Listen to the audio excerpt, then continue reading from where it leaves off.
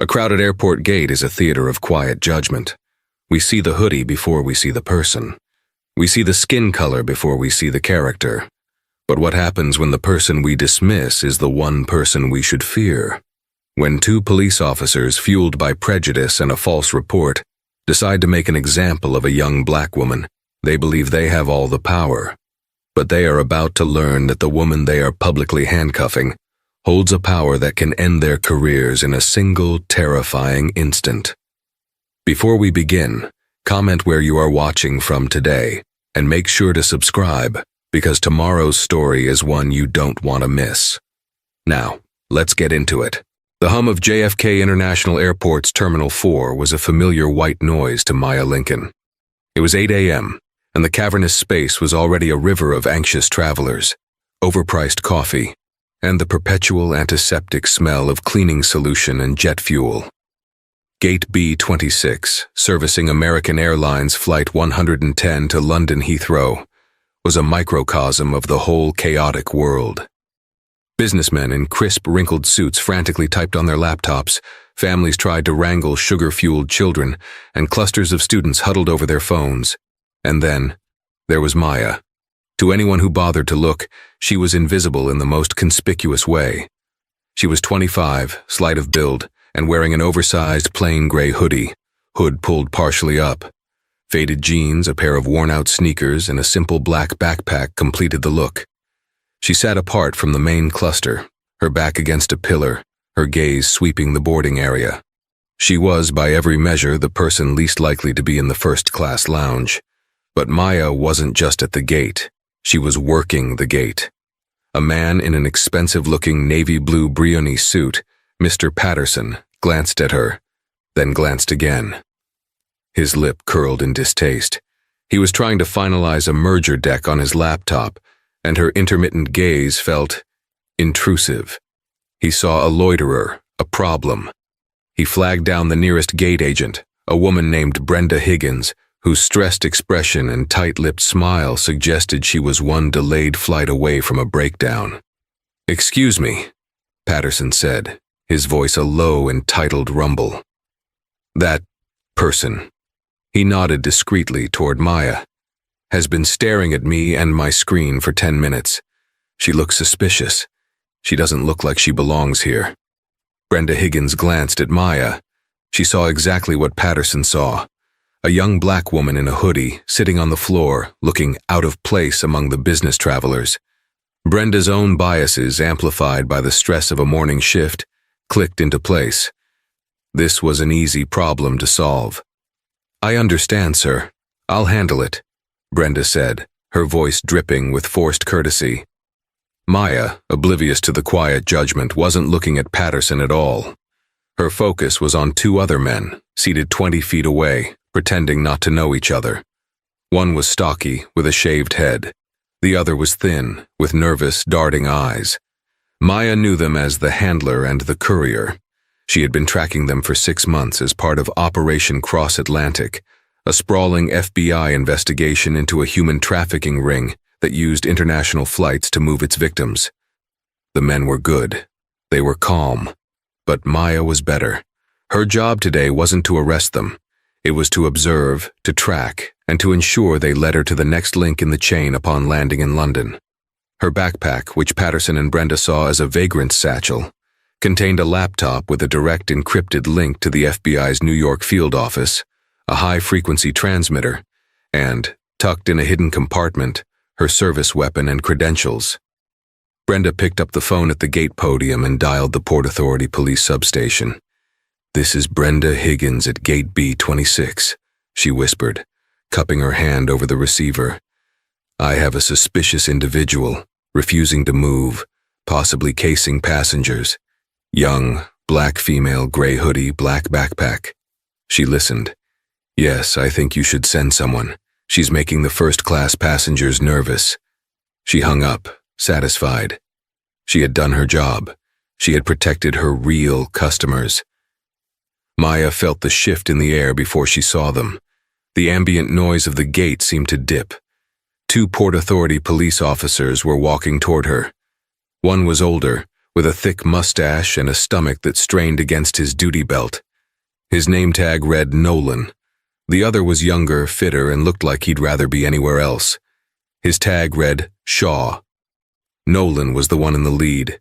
He walked with a heavy, deliberate swagger, his hand resting on his taser. He looked at Maya, and his expression hardened. This was exactly the kind of easy, low-effort confrontation that broke up the monotony of his shift. "Ma'am," Nolan barked, his voice loud enough to turn heads. Maya looked up slowly, her expression neutral. She'd been trained for this, for blending in, for de-escalation, but she also knew a bully when she saw one. "Morning, officers," she said, her voice calm and even. "Morning," Nolan sneered. "Going somewhere." "London eventually. Just like everyone else here," Maya said. "We've had a complaint that you're harassing passengers and refusing to move. You look a little lost." Nolan's eyes roamed over her, taking in the hoodie, the sneakers. He'd already tried and convicted her in his mind. "I'm just waiting for my flight to board, officer. I haven't spoken to anyone," Maya replied, keeping her hands visible, resting on her knees. "We're going to need to see some ID and a boarding pass," Nolan demanded. "Is there a problem?" "The problem," Nolan said, stepping closer, "is that you're not answering my question. ID. Now." Maya sighed internally. This was a complication, a dangerous one. She slowly reached into her hoodie pocket and pulled out her New York driver's license and her boarding pass, handing them over. Nolan looked at the boarding pass first. "Maya Lincoln, seat 12A business class." He scoffed, looking at her hoodie. "Right, and I'm the King of England. This is probably fake." He looked at the ID. Maya Lincoln, 25 years old. This all looks very convenient. "It's all real, officer," Maya said, her patience thinning. Her targets were getting restless. The courier was looking at his watch. "What's in the bag, ma'am?" Nolan asked, tapping his boot against her backpack. And there it was, the line. "My personal belongings, officer," Maya said. "We've had a report of suspicious activity. I'm going to need to search that bag." "No," Maya said, her voice suddenly losing its casual softness. It wasn't a defiant no. It was a flat, cold, professional no. "You are not." Nolan's face flushed red. He looked at Shaw, then back at Maya, a smirk playing on his lips. He loved this part. "Oh, we got a constitutional scholar here, Shaw." "You are not," he mimicked in a high-pitched voice. "Ma'am, you are in a secure area of an international airport.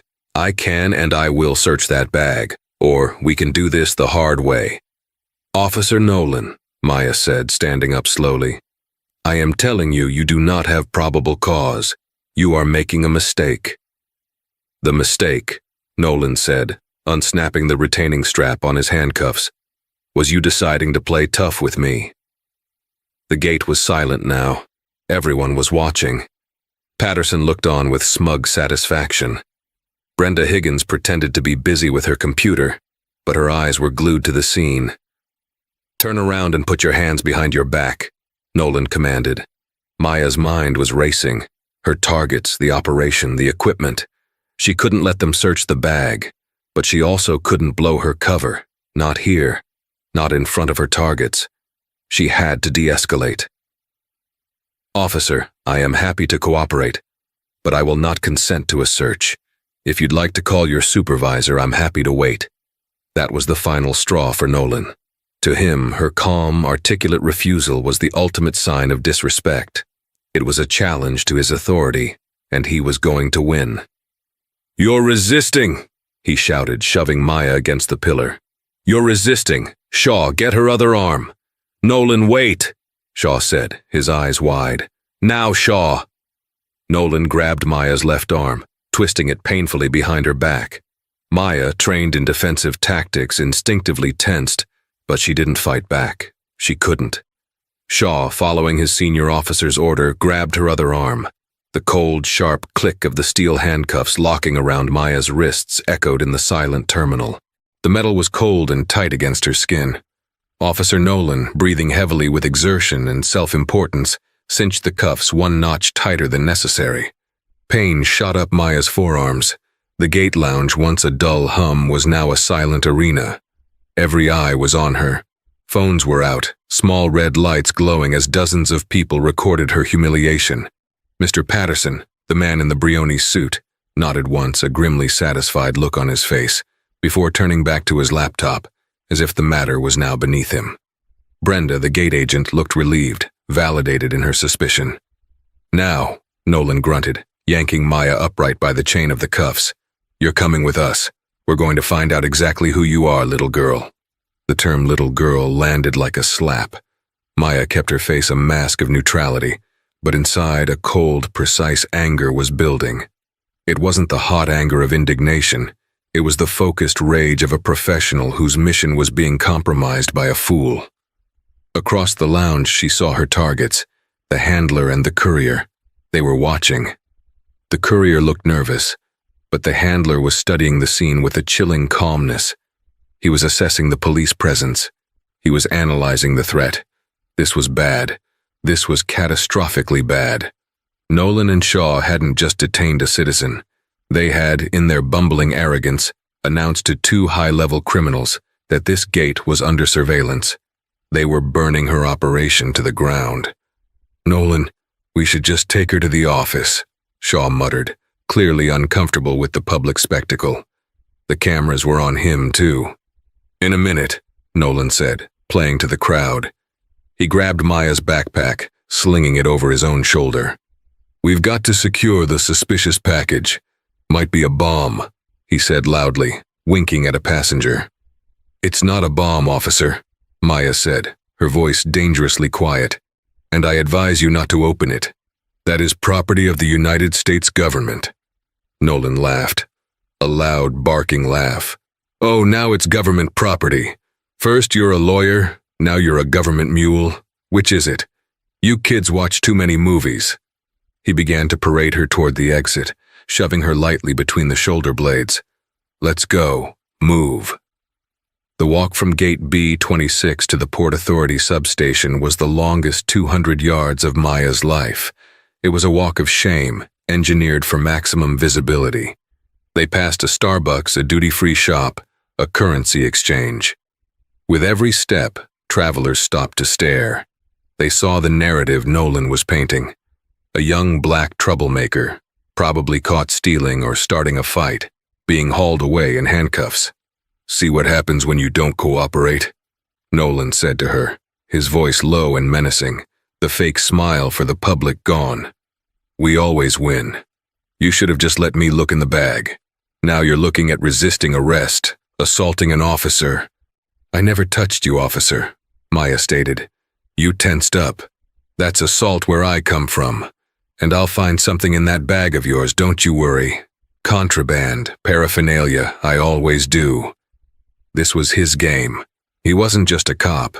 He was a predator who used his badge as camouflage.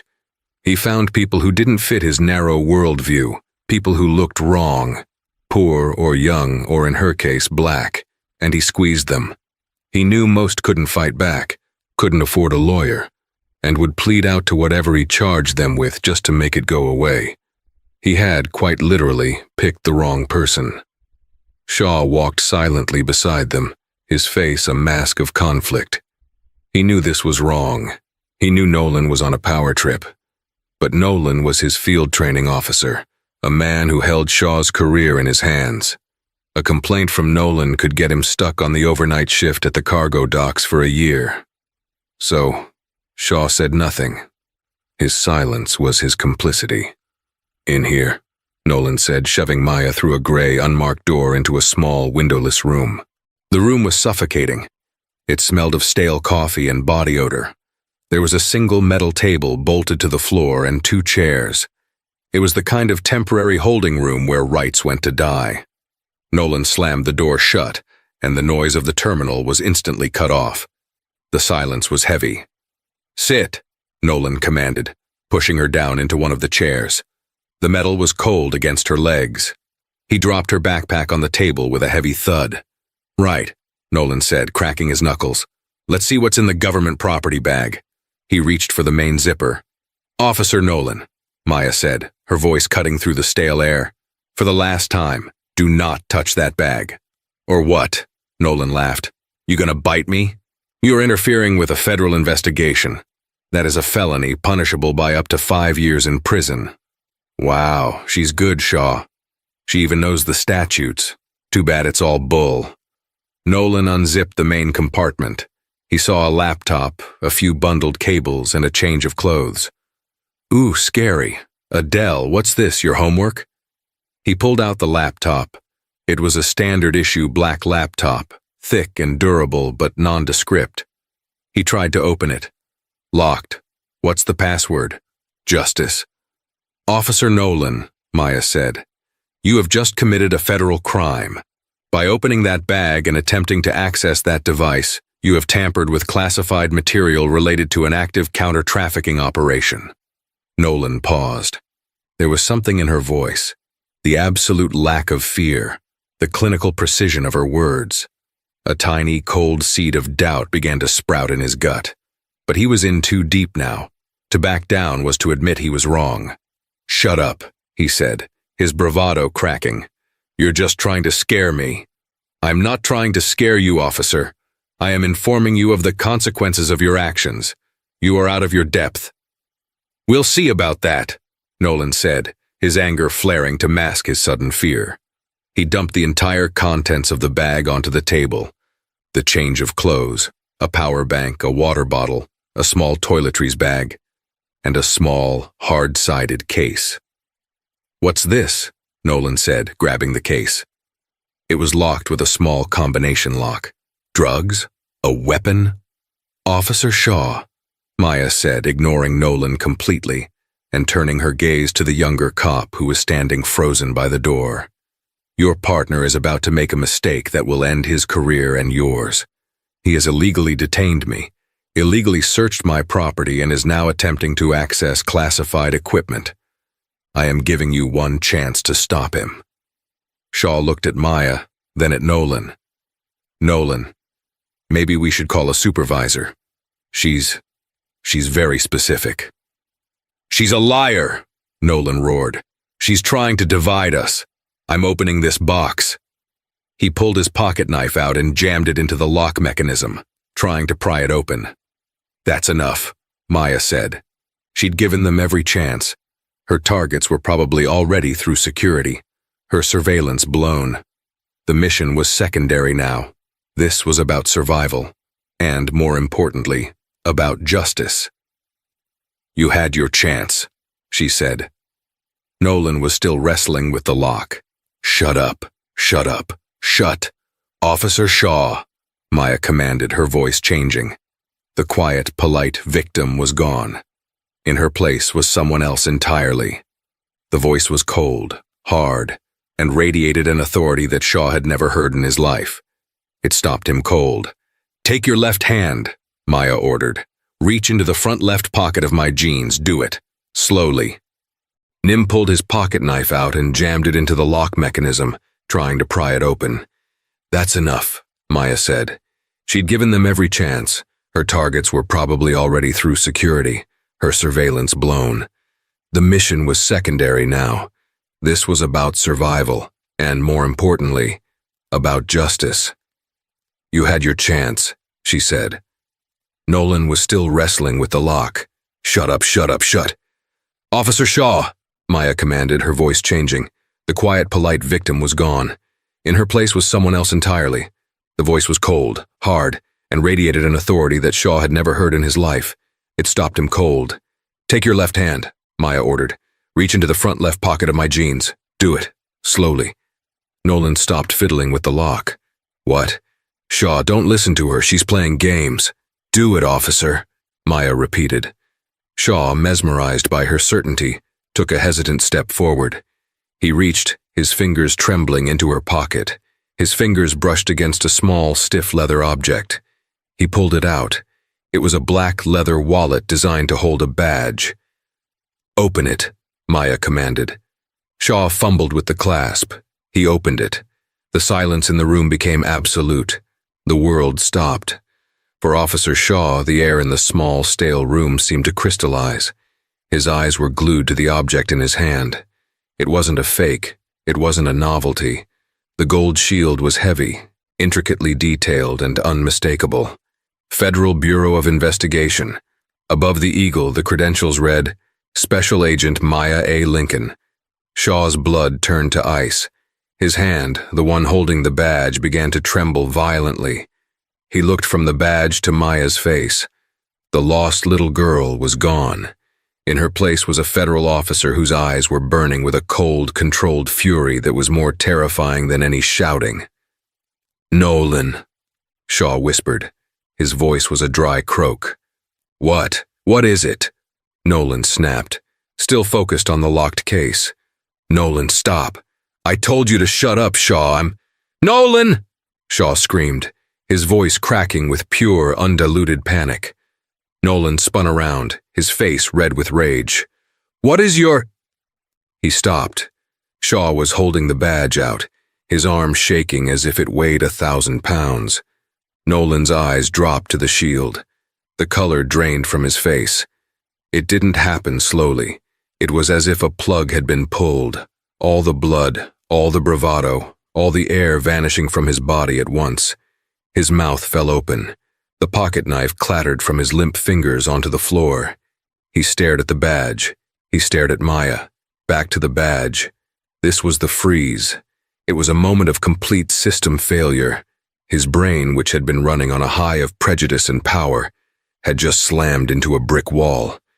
This is, he stammered. "It's a fake. It has to be.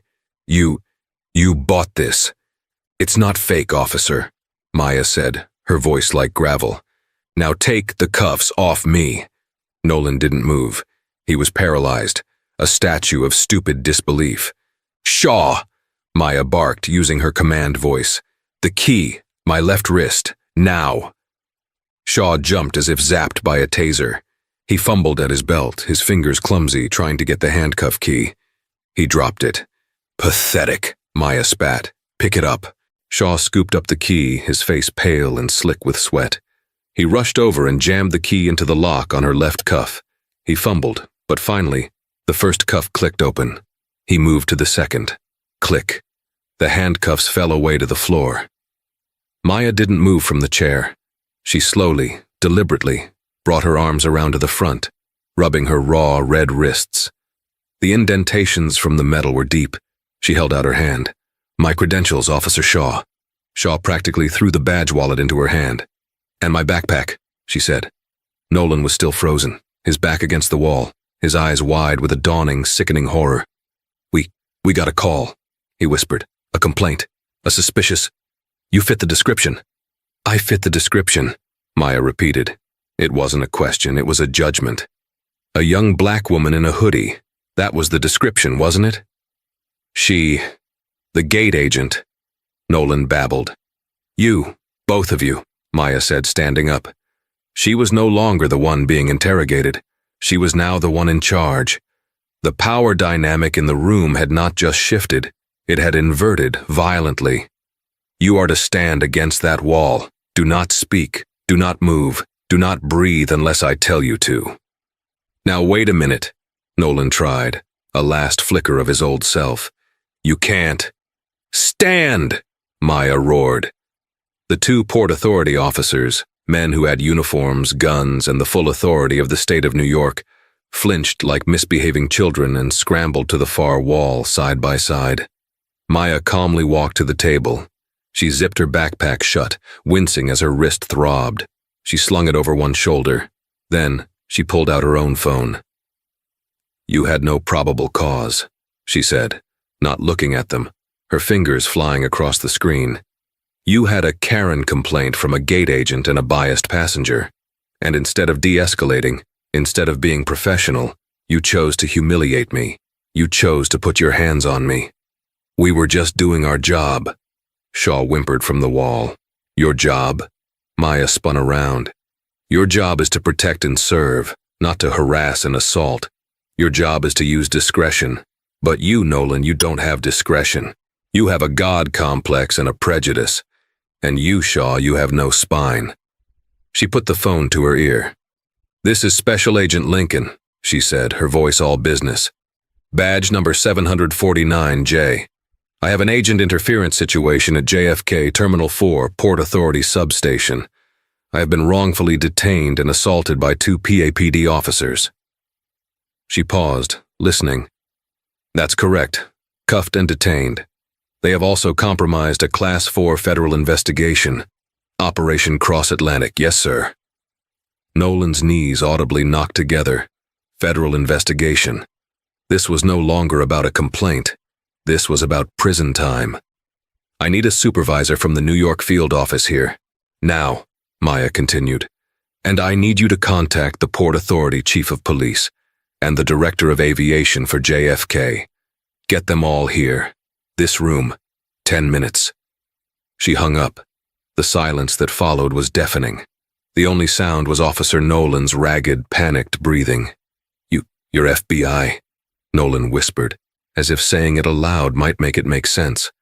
Why were you dressed like that? Maya looked at him with pure contempt. Like what, officer? Like a person? Like someone you thought you could push around? That's my cover. It's called blending in. Something you clearly know nothing about. I was tracking 2 high-priority targets. 2 human traffickers. They were on my flight. She pointed a finger at Nolan. And you and your little show. You cuffed me in front of them. You paraded me through the terminal. You blew my cover. You jeopardized a 6-month multi-agency investigation. You may have just let 2 monsters walk free and cost lives. Shaw looked like he was going to be sick. He gagged, leaning his head against the wall. Oh, you're going to be a lot sicker than that, Officer Shaw, Maya said grimly. The call I just made wasn't to a colleague. It was to my assistant special agent in charge, Mark Dalton. And if you know anything, you know he does not play. Nolan's face was ashen. He knew that name. Everyone in New York law enforcement knew ASAC Mark Dalton. He was a legend, a bulldog, a man who ate crooked cops for breakfast. The freeze was over. The terror was just beginning. Nolan stammered. We can just forget this, right? A misunderstanding. We let you go, you make your flight. Maya actually laughed. It was a cold, sharp sound that held no humor. Forget? Officer, I'm going to bury you. You put your hands on a federal agent. You compromised my case. You humiliated me for the crime of being black in an airport. You are not just getting suspended. You're not just getting fired. I'm going to personally see to it that the Department of Justice charges you with interference with a federal agent, deprivation of rights under color of law, and unlawful imprisonment. She leaned in, her voice dropping to a whisper. Your careers are over. Your pensions are gone. And if my targets get away, I'll be at your hearing every single day to remind the judge exactly what you did.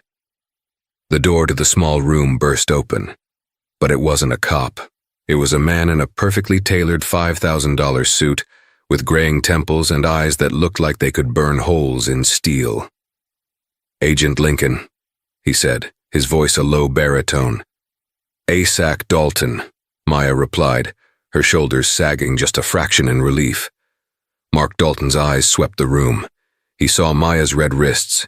He saw the 2 pale, terrified Port Authority cops pressed against the wall. He saw the contents of her bag on the table. His face, already grim, became a mask of controlled Arctic fury. He turned to Nolan and Shaw. You 2, he said, have just destroyed your lives. ASAC Mark Dalton didn't just enter a room, he conquered it. He was followed by 2 other men in dark suits, other agents from the field office, and trailing behind them, looking like he'd just been woken from a nightmare, was the Port Authority police captain, a man named Peterson. Mark, Captain Peterson began, his face pale. Don't, Dalton said, holding up a hand. Don't say a word until I've processed this. He walked over to Maya, his eyes fixed on her wrists. Are you injured, Agent? Bruised. My left shoulder is strained. Nothing permanent, Maya said. Good. Dalton turned his gaze back to Nolan and Shaw, who looked like they were facing a firing squad. Captain Peterson, Dalton said, his voice dangerously calm. These 2 men are your officers? Officer Nolan and Officer Shaw. Yes, Mark, they... Officer Nolan, Officer Shaw. Dalton addressed them directly. "You are to surrender your service weapons, your badges, and your credentials. Now, place them on the table." "Sir, it was a misunderstanding," Nolan blurted out, desperation making his voice high and reedy. "We had a complaint from the gate agent. A passenger said she was suspicious." Dalton took a step toward him. He was a full head taller than Nolan, and where Nolan was built of flab and bluster, Dalton was all lean muscle and coiled energy. "A complaint," Dalton said, his voice low, "and that gives you the right to publicly assault and handcuff a citizen? That gives you the right to ignore her when she tells you she won't consent to a search? That gives you the right to dump classified federal property on a table?" He pointed to the laptop. "That laptop, Officer Nolan, contains the active case file for Operation Cross Atlantic. If you had managed to brute force your way past the encryption, which you wouldn't have, you would have compromised the identities of 3 undercover agents in Europe and a dozen confidential informants. Your misunderstanding could have gotten people killed." Captain Peterson looked like he was going to faint. "Oh my God. Sir, I didn't know," Nolan pleaded. "That's the point," Dalton roared, his composure finally cracking. "You didn't know. You didn't ask. You didn't de-escalate. You saw a young black woman in a hoodie, and your tiny, prejudiced brain jumped to threat. You didn't see a citizen. You didn't see a passenger. And you damn sure didn't see a federal agent who has more tactical training and a higher clearance than you will ever dream of." Dalton turned to Shaw. "And you stood there. You let him. You put your hands on her. You're just as guilty. You're a coward. Place your weapons on the table. That was not a request," Dalton commanded, slowly, his hands shaking so badly he could barely unholster his weapon. Officer Nolan unbuckled his duty belt and laid it on the table. The thud of the gun and cuffs was a sound of finality. Shaw did the same, tears now openly streaming down his face. "Captain Peterson," Dalton said, "these men are off your force. As of right now, they are suspended pending termination. And that is just the beginning. My office will be filing federal charges by noon." "Mark, please," Peterson begged. "It's a black eye. Can't we handle this internally? Firing, suspension, retraining." Dalton looked at him with such contempt that Peterson shrank back. "Internally? Captain, your officer just assaulted one of my agents. Your officer compromised a case I've been building for a year. This isn't a black eye. This is a cancer, and I'm cutting it out. These two are the tumor. Your department's lack of training is the disease." Dalton looked at his own agents. "Get them out of here. Take them to the main substation and read them their rights. They are being detained for interference with a federal agent." The 2 FBI agents stepped forward, each taking one of the now former cops by the arm. "You can't arrest me, I'm a cop," Nolan shrieked, his mind finally snapping. "This is police brutality." Maya, who had been watching silently, spoke up. "No, officer. This," she said, rubbing her wrist, "is what you thought was police brutality. What's happening to you right now? This is just consequences. We call it karma." Nolan and Shaw were dragged from the room. The door shut, leaving Maya, Dalton, and Captain Peterson in the suffocating silence. "Captain," Dalton said, his voice returning to a lethal calm. "Who was the gate agent?" Peterson swallowed. "Higgins. Brenda Higgins." "Get her," Dalton said. Captain Peterson spoke into his radio. 5 minutes later, the door opened, and Brenda Higgins was escorted in by another Port Authority officer. She looked confused and annoyed. "What is this? I'm in the middle of boarding a—" She stopped when she saw Maya. Maya was no longer the cuffed problem from the gate. She was standing next to a man who radiated authority, her backpack on, her arms crossed. Brenda's eyes darted from Maya to Captain Peterson and her stomach dropped. "Brenda Higgins?" ASAC Dalton asked. "Yes. What's going on? Is this about the girl?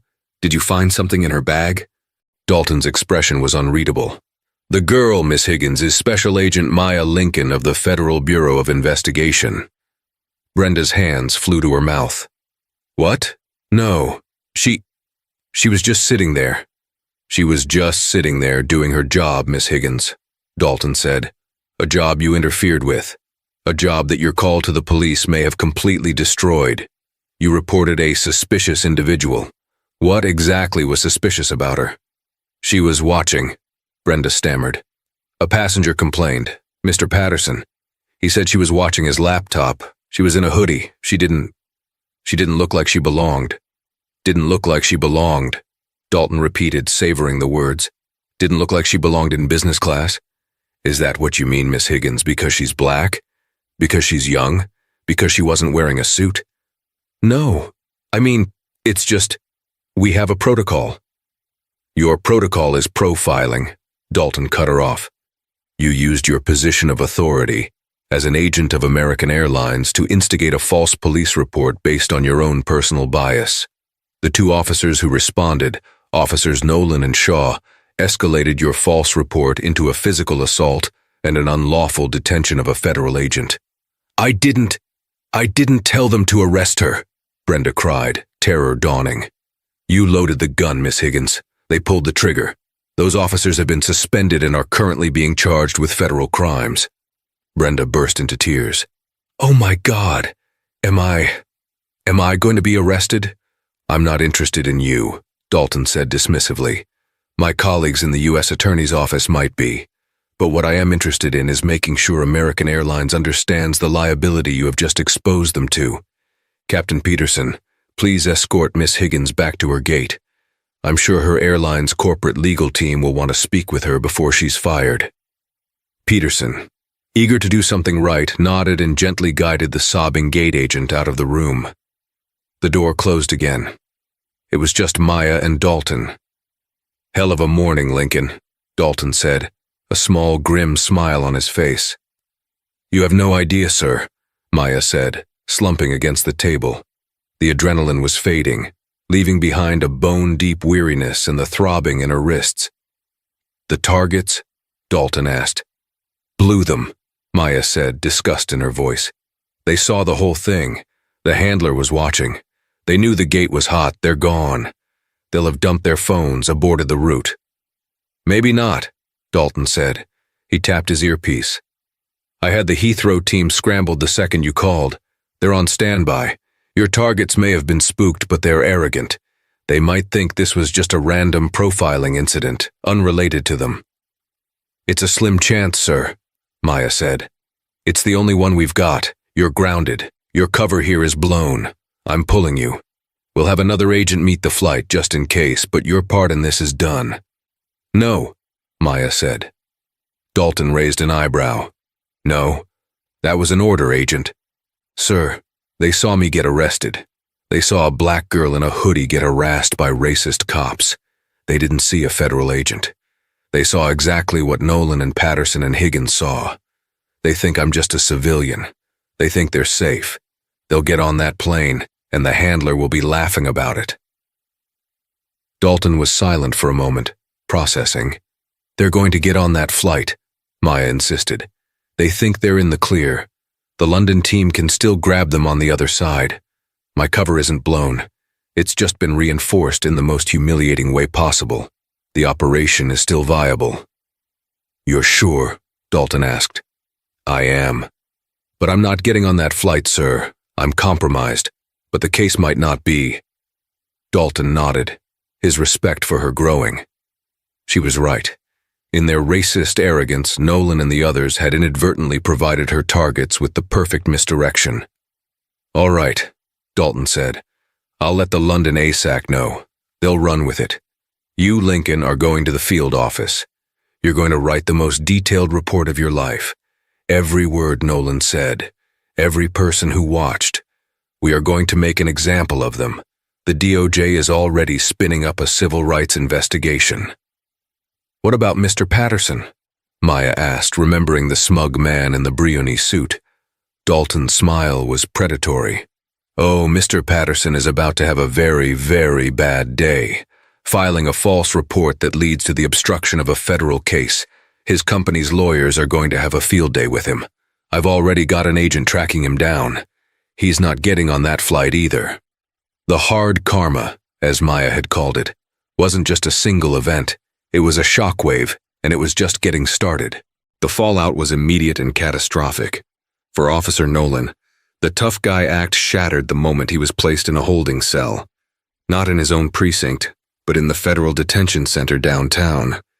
The U.S. Attorney for the Southern District of New York, a woman with a ferocious reputation, unsealed the indictment. Nolan was charged with interference with a federal agent in the performance of duties, deprivation of rights under color of law, conspiracy to obstruct justice. His entire career was over. His pension was forfeited. The Port Authority Police Union, after reviewing the video from the gate, which had of course gone viral, and ASAC Dalton's official complaint, dropped him from their legal protection. He was radioactive. He was facing, at minimum, 10 years in federal prison. The man who saw himself as the last line of defense was now a federal inmate, his life in ruins because he couldn't stand being calmly refused by a black woman. For Officer Shaw, the path was slightly different, but no less devastating. Faced with the same charges and seeing his life evaporate, he did the only thing he could. He flipped. He agreed to testify against Nolan in exchange for a plea deal. He pleaded guilty to a lesser charge of conspiracy, losing his job, his pension, and his right to ever carry a firearm again. He would avoid prison, but would live with the shame and the felony on his record for the rest of his life, the price of his cowardice. For Brenda Higgins, the American Airlines gate agent, the firing was swift. By the time Maya was back at the field office, Brenda was being escorted out of the terminal, her employee ID revoked. The airline, facing a massive lawsuit from the Department of Justice and a PR nightmare from the viral video, issued a public apology. They settled with the DOJ for an undisclosed multi-million-dollar sum and agreed to a mandatory department-wide racial bias and de-escalation training program to be overseen by a federal monitor. Brenda became a pariah in the airline industry, unable to get a job. For Mr. Patterson, the man in the Brioni suit, the consequences were corporate. ASAC Dalton's agents had indeed pulled him from the flight. He was detained, questioned, and ultimately released. But the damage was done. His company's name was leaked to the press in connection with the incident. His CEO, furious at the embarrassment and the legal exposure, called an emergency board meeting. Mr. Patterson was fired for conduct unbecoming of a senior executive. His merger deck was worthless. He had lost a multi-million-dollar deal and his job, all because he was annoyed by a woman in a hoodie. The viral video of Maya's arrest, which had initially been flooded with comments supporting the police, underwent a seismic shift as the truth emerged. The narrative flipped. News outlets picked up the story. FBI agent wrongfully arrested at JFK in shocking profiling incident. The public comments turned from hatred for Maya to venom for Nolan, Shaw, and Brenda. They were, in the court of public opinion, found guilty long before their trials. And the operation? ASAC Dalton's instincts and Maya's had been correct. The handler and the courier, convinced the incident was just a random act of police racism, had boarded the flight. They'd probably even shared a laugh about it. But when they landed at Heathrow, the London Metropolitan Police and Maya's FBI counterparts were waiting. The moment they stepped off the jet bridge, they were swarmed. The operation was a success. The trafficking ring was broken, and due to the evidence on the handler, 3 victims were rescued from a safe house in London. Maya had not just endured the humiliation. She had used it. She had weaponized their prejudice against them. The hours that followed were a blur of sterile, fluorescent-lit rooms and the bitter taste of stale coffee. Maya wasn't on a flight to London. She was at the FBI's New York field office in Lower Manhattan, a fortress of glass and steel that felt a million miles away from the chaos of JFK. The adrenaline had long since evaporated, leaving behind a bone-deep chill and a tremor in her hands that she couldn't seem to control. She sat in a formal debriefing room, not unlike the one Nolan had thrown her into, but this one was clean, carpeted, and had a one-way mirror. An agent from the Office of Professional Responsibility, Internal Affairs, was documenting her official statement. A female agent, kind but clinical, had just finished taking high-resolution photographs of her wrists. The skin was broken in 2 places. the imprints of the handcuffs' teeth a series of angry red dashes against her brown skin, already darkening into a deep, ugly purple. And he stated, "You kids watch too many movies." The OPR agent, Agent Kelly, asked, her own pen moving rapidly. "Yes," Maya confirmed, her voice hoarse. "That was just before he began to parade me through the terminal." "And Officer Shaw?" "He was complicit. He said nothing. He followed Nolan's orders. He put his hands on me.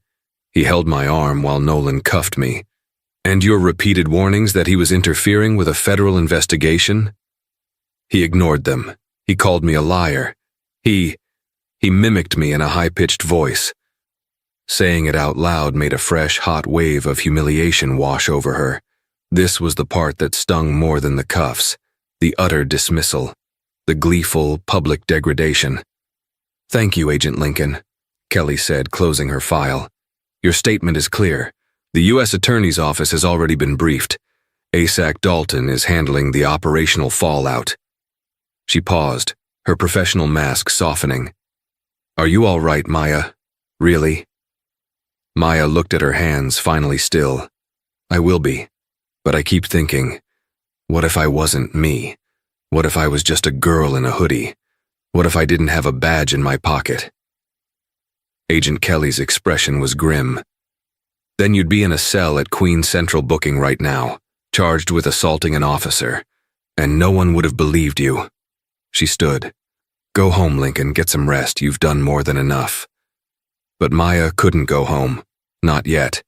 She spent the next 3 hours in a separate, soundproofed room typing. She wrote the most detailed report of her life, as Dalton had ordered. Every word she could remember, every sneer from Nolan, the satisfied smirk on Mr. Patterson's face, the relieved, complicit look from Brenda Higgins, the way the crowd stared, the phones held high. She typed until her fingers ached and her raw wrists burned. She was documenting not just a crime, but a deep systemic rot, and her report was the scalpel. When she finally emerged, the office was dark. The night skyline of Manhattan, a brilliant, cold tapestry outside the floor-to-ceiling windows. ASAC Dalton was waiting for her, leaning against her desk, a paper cup of what smelled like bad whiskey in his hand. He pushed it toward her. "It's not coffee," he said.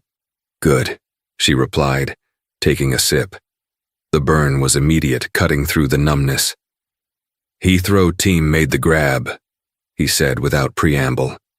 "You were right. The handler and the courier got on the flight, arrogant as kings. They were laughing with the flight attendants, probably still high on watching you get dragged away. They thought they were in the clear. The Met police team, led by our London legal attaché, swept them up the second they stepped onto the jet bridge. It was perfect." "The victims?" Maya asked. "2 found in a flat in London based on data from the handler's phone. A 3rd was intercepted at the airport, having just been handed off. All safe. All thanks to you, Lincoln. Operation Cross Atlantic is a wrap. It's a clean, textbook win." Maya nodded, but the victory felt hollow, distant. "That's good, sir, that's great." Dalton studied her. "It is. But that's not the win you're thinking about, is it?" "No, sir." "Go home, Lincoln," he said, his voice softer. "Take the week. Mandatory. See the department shrink. Get your shoulder looked at. Don't come back here until Monday. That's a direct order." The week that followed was a strange, disassociated blur. Maya's name was everywhere. The viral video from the gate had been leaked, and with the official confirmation that she was an undercover FBI agent, the story exploded. Hero FBI agent profiled, assaulted by Port Authority police. JFK incident. I fit the description, says cuffed agent. Karma at the gate. The officers, the gate agent, and the CEO fired. Maya watched the news reports from her small, quiet apartment in Queens, a world away from the Brioni suits of the first-class lounge. The hoodie she had worn, her cover, was in an evidence bag on her kitchen table. The consequences, the hard karma, were swift and brutal, delivered with the full, crushing weight of the federal government she served. Officer Nolan, arrogant to the last, had tried to plead not guilty. He'd claimed in his statement that Agent Lincoln was aggressive and that he feared for his safety. The video made him a national laughingstock. Faced with the ironclad testimony of Maya, the plea deal from Shaw, and the forensic evidence from her wrists, his case collapsed. The Port Authority Police Union publicly disavowed him. He was fired, and his trial was set. He was facing a 15-year maximum for a slew of federal charges, and he would almost certainly serve at least 10.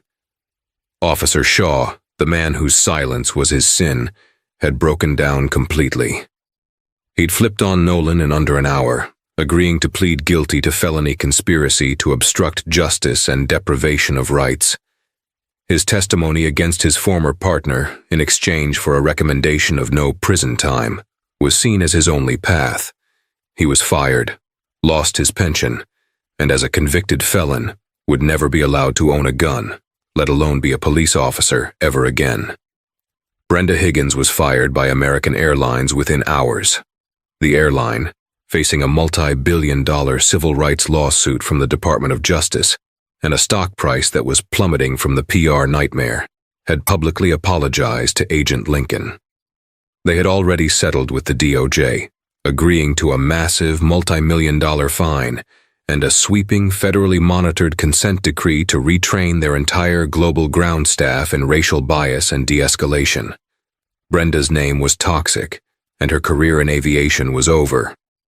Mr. Patterson, the man who started it all, had been met at the gate by FBI agents. He was detained for questioning.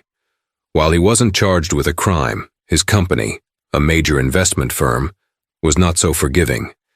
His name was leaked in connection with the obstruction of a major federal anti-trafficking operation. His firm's board of directors, terrified of the legal and public blowback, had convened an emergency meeting. He was fired for gross misconduct and reckless endangerment of the firm's reputation. The multi-million-dollar merger he was flying to London to secure had disintegrated. Maya watched all of this on a screen, feeling like she was observing the life of a stranger. She had won. The bad guys, all of them, from the traffickers to the petty tyrants at the gate, had lost. It was the very definition of justice. So why did she feel so empty? The following Monday, she was back in Dalton's office. It wasn't just the two of them this time. A sharp woman in a dark gray suit with a prosecutor's piercing gaze was also present. "Agent Lincoln, I'm Assistant U.S. Attorney Elizabeth Reed, Civil Rights Division," the woman said, shaking Maya's hand firmly. "I want to personally thank you, and I want to apologize for what you went through." "Thank you, ma'am," Maya said, taking a seat. "We are proceeding with the full weight of the Justice Department," Reed said, opening a file. "Nolan is going to be our poster child for reform. His career is over, and his life as a free man will be too. Shaw is a convicted felon, but I'm here to talk about the future." She slid a document across the table. "This is the consent decree with the Port Authority of New York and New Jersey. Your report, Agent Lincoln, your detailed, precise, and frankly damning account of the systemic failures, was the basis for this. They are implementing the Lincoln reforms." Maya blinked. "The what?" "The Lincoln reforms," Reed said, a small grim smile on her face. "A mandatory top-to-bottom overhaul of their suspicious person protocols. Body cams will now be automatically activated on any civilian interaction. Every officer is undergoing 40 hours of new de-escalation and implicit bias training, with your report as the primary case study." Dalton spoke up. "Your experience, Maya, is now required reading at the Port Authority Academy. You haven't just ended one man's career. You've changed the entire department." Maya looked at the document, at her own name on a federal order. She should have felt proud, elated. Instead, she just felt tired. AUSA Reed seemed to sense it. "This is a monumental victory, Agent. You've done more for civil rights in one day than most lawyers do in a decade. You were the perfect person for this to happen to." Maya's head snapped up. "The perfect person, ma'am?" Reed, a prosecutor, saw the logic. "Yes, you were trained. You kept your cool. You knew the statutes. You documented everything. You are an unimpeachable witness with the backing of the entire FBI. You were the only one who could have weathered this and turned it into this." She tapped the decree. "And what if I wasn't?" Maya asked. her voice quiet but vibrating with a sudden cold intensity that made even the AUSA pause.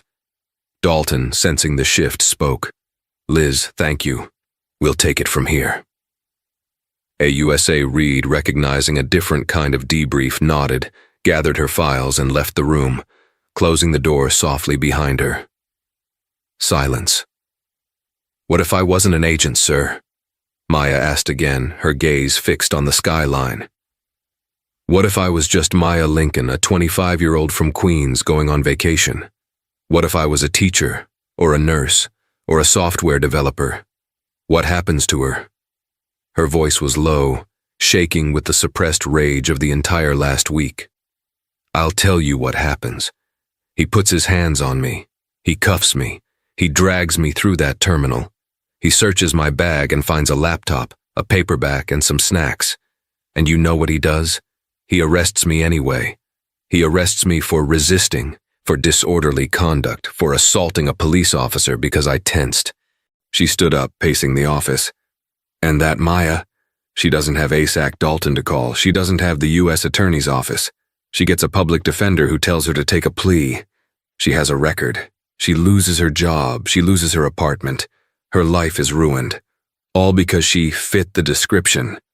All because a man with a badge and a fragile ego couldn't stand being told no by a black woman." She finally stopped, facing Dalton. The Lincoln reforms. It's a victory, I get it. But it feels like a scar. I won, but only because I had a bigger badge. That's not justice, sir. That's just bigger." Dalton let the words hang in the air. He didn't try to dismiss her anger or placate her. He just listened. Finally, he walked to his desk and picked up the polished, framed shield he kept there as a decoration. He didn't hand it to her. He just held it. "You're 100% right," he said, his voice a low gravel. "That's exactly what would have happened. It's what happens every day in every city in this country. It's a rot. We know it, you know it. And you're right to be angry. Be angry, Lincoln. That anger is a fuel." He looked at the badge in his hand. This is just a piece of metal. It's a symbol. It's a key.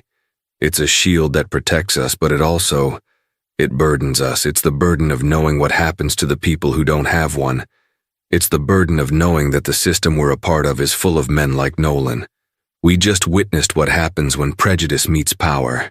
Maya's story is a chilling reminder of the snap judgments people make every single day.